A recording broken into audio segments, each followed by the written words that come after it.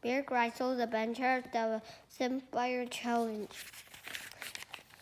5. Plan Z. Okay, said Bear. He looked up and looked down the riverbed one last time. No water here, so on to Plan B. Eva had to unstick her tongue from the top of her mouth.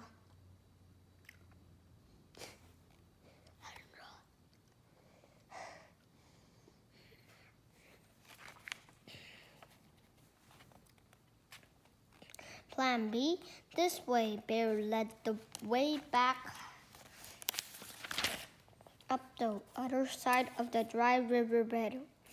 Bear, we're going off course, Eva said. She didn't need the compass. She can see.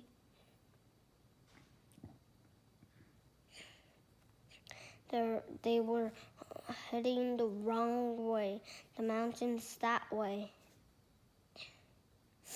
You're right, smiled Bear. We're taking a small detour to find water.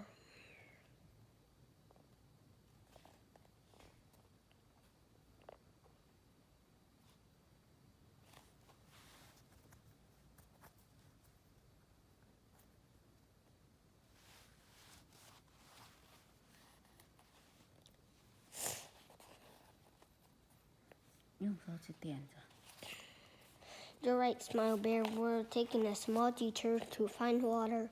He led them back to the trail left by the elephant. Here we are.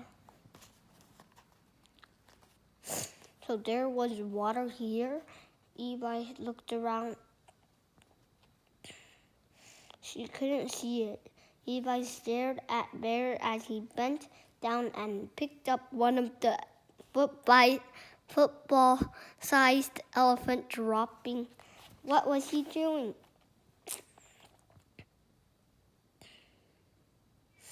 He almost squealed as he broke it open, showing her a bit of grass and leaf all mixed up in it.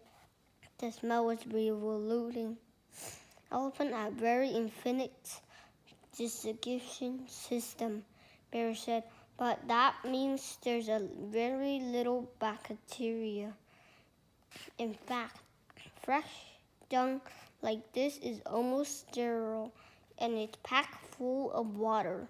So Bear tilted his head back, lifted the lump of dung up high over him, and squeezed. Yellow water squirted out. It trickled over his finger, poured over his face, and went into his mouth. Eva was horrified. He'd never seen anything more disgusting in her whole life.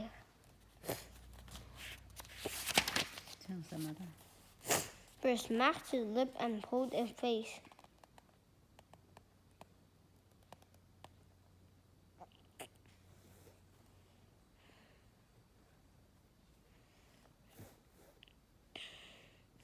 Bear smacked his face and pulled the face. You know, there's a reason they don't sell this in shop. He winked. That's Plan B. Eva gasped. Drinking water from elephant poo? I call that Plan Z.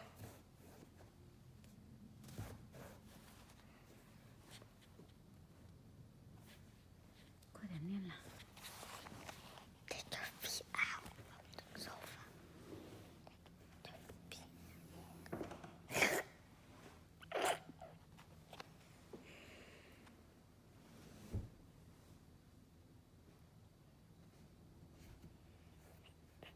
That's Plan B, Eva gasped.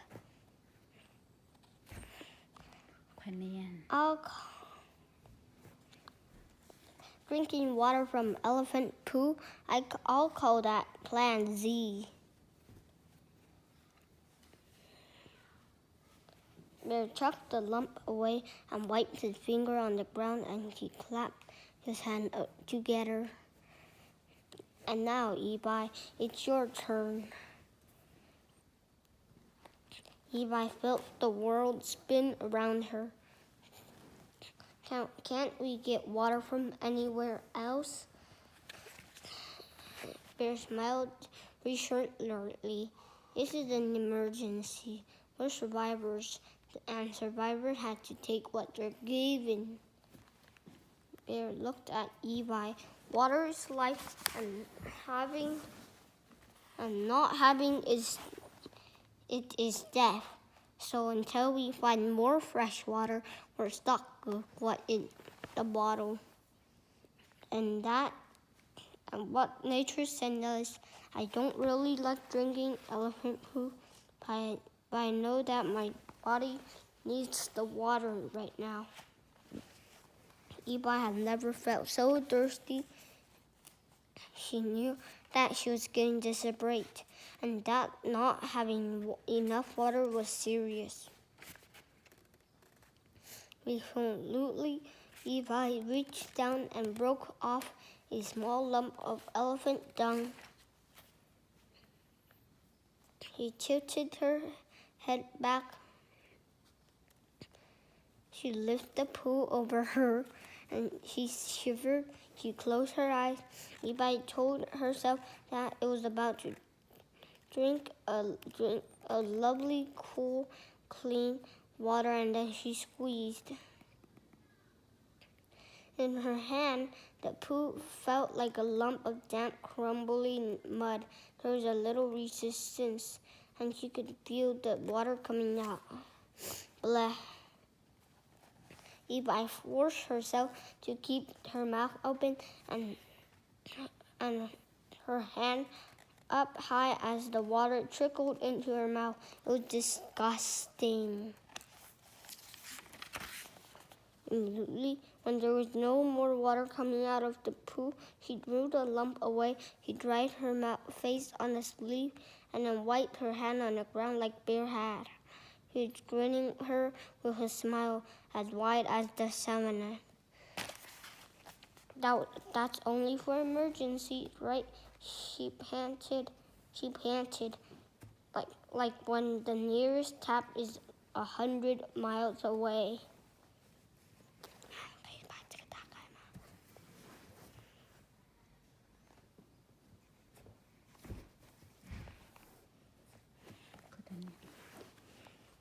Bear nodded. I'm proud of you, Levi. Takes courage to overcome our fears. But you're brilliant. And now we're both set up until the next water break. But we'll take some with us just in case.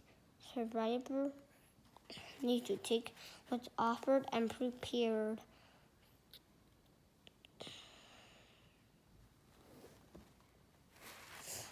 Bear squeezed some more of the elephant poo water in the flask and put some older, drier pieces of dung in his pack.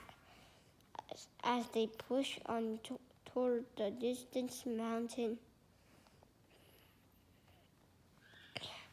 Levi hoped there would be no more water emergencies. The mountain was so far off that it didn't seem to get much closer. Her legs were tired, and her feet. Her legs were tired, and her feet felt like heavy weights that she had to drag through the grass.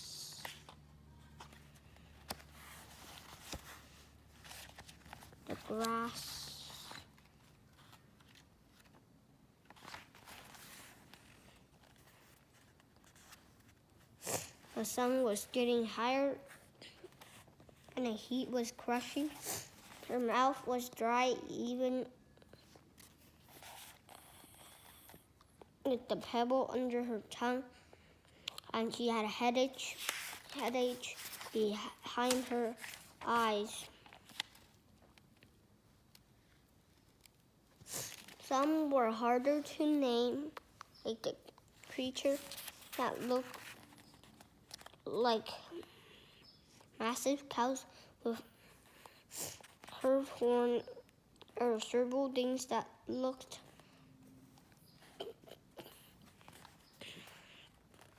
like they're all different shapes and sizes of different styles of horns.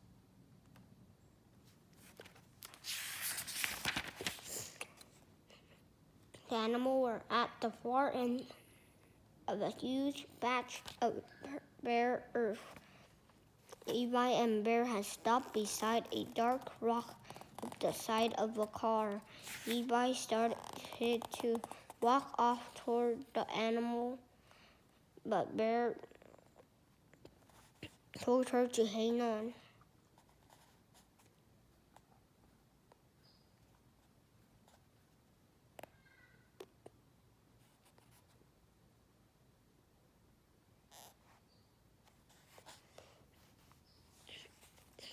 The animal all come here to lick this, and we can too. He broke off a pebble-sized lump from the rock and handed it to her. It's salt. After water, that's the most important thing for your body right now. And we have been squeezing bucket out without noticing. Salt makes your nerve and muscles work properly. Levi took it in surprise. It looked more like black tar than the white crystal she would expect back home. Isn't too much salt bad for you? You're right. It's all a matter of balance, Bear said. We're designed to have a certain amount of salt in our body. Not too much, not too little. This will make it just right. Levi thought of her headache and her tired muscle. His salt would make her feel better. She was all for it. She had drank elephant dung water. She could do this. She swapped it for the pebble. It tastes better. They made their way constantly toward the animal, which were scattered around a water pool the size of a small swimming pool. None of the creatures took notice of the two humans. Levi wondered if the animal had some kind of trust going on when they were near to water. Just as they got closer, Bear stopped, and there they are, he said quietly, and you will meet them immediately. He didn't point, but Levi followed his gaze and gasped. Beyond the fire hole, there was tall grass sticking up above it. Levi could see ahead. It had golden fur, two pointed ears, and a pair of black eyes. A lioness was staring right at her. Thanks for watching. Bye.